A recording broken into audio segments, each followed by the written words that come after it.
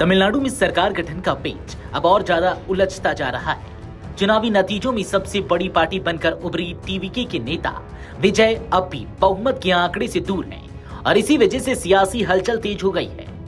TVK ने 108 सीटें जीतकर बढ़त तो हासिल कर ली, लेकिन 234 सदस्यीय विधानसभा में सरकार बनाने के लिए 118 विधायकों का समर्थन जरूरी है।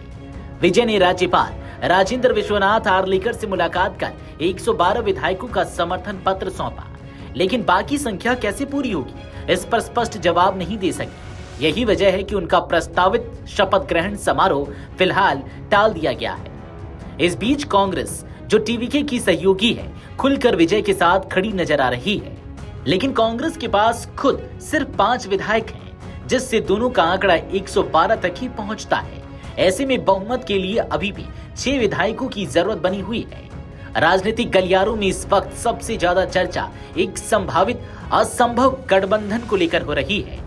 माना जा रहा है कि 2 सियासी प्रतिद्वंदी एआईएडीएमके और डीएमके अगर साथ आ जाएं तो सत्ता का समीकरण बदल सकता है।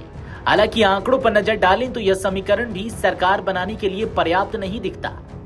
डीएमके के पास 59 और एआईएडीएमके के पास 47 विधायक हैं। दोनों मिलकर 106 तक पहुंचते हैं। अगर इनके साथ वीसीके, जिसके पास 2 विधायक हैं, वामदल, उनके पास भी 2 विधायक हैं, और आईयूएमएल, जिनके पास भी 2 विधायक भी हैं, वो अगर जुड़ जाएं तब भी कुल संख्या 112 ही होती है, जो बहुमत से कम है। यानी साफ है कि सियासी दुश्मनों का यह संभावित गठबंधन भी सरकार बनाने की स्थिति में नहीं है। यही वजह है कि इस विकल्प को केवल अटकलों के तौर पर देखा जा रहा है। अब नजर उन छोटे दलों पर टिकी है जिनके समर्थन से तस्वीर बदल सकती है। वीसीके, वामदल और आईयूएमएल ने विजय को समर्थन देने के संकेत तो दिए हैं, लेकिन अब तक औपचारिक रूप से लिखित समर्थन नहीं दिया है। जानकारी के मुताबिक इन दलों ने इस मुद्दे पर अंतिम फैसला लेने के लिए बैठक बुलाई है। विजय के सामने एक और तकनीकी चुनौती भी है। उनकी पार्टी की 108 सीटों में से 2 सीटें खुद उनकी हैं, जिसमें से 1 सीट उन्हें छोड़नी होगी। इसके बाद टीवीके के पास प्रभावी रूप से 107 विधायक ही रह जाएंगे, जिससे बहुमत का गणित और जटिल हो सकता है। तमिलनाडु में इस समय हर राजनीतिक कदम बेहद अहम हो गया है।